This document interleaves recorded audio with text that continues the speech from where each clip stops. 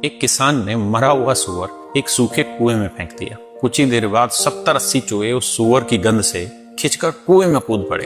उनके लिए वो आसान खाना था, उन्होंने मिलकर उस सूअर को खा लिया। लेकिन असली समस्या तभी शुरू हुई जब खाने के बाद उन्होंने बाहर निकलने की कोशिश की। तब उन्हें समझ आया कि कुएं में अब वो फंस चुके थे। दिन बीतते गए, खाना खत्म हो गया और भूख बढ़ती गई। कुछ ही दिनों में वो कुआं नर्क बन गया। जिंदा रहने के लिए चूहों ने एक दूसरे को मारना शुरू कर दिया और फिर एक दूसरे को खाने लगे। धीरे धीरे सब खत्म हो गए। आधे महीने बाद उस कुएं में सिर्फ एक चूहा बचा था जिसकी आंखें खून की तरह लाल हो चुकी थी। तभी किसान वापस आया। उसने कुएं में एक रस्सी डाली और उस आखिरी चूहे को बाहर निकालकर खेत में छोड़ दिया। अब सवाल यह है कि क्या किसान को उस चूहे पर दया आ गई थी? असल में वो चूहा बदल चुका था, अपनी ही जाति को खाने का आदी हो चुका था। इसलिए वो अब अनाज नहीं खाता था। वो खेत में जाते ही पागलों की तरह चूहों को शिकार बनाने लगा।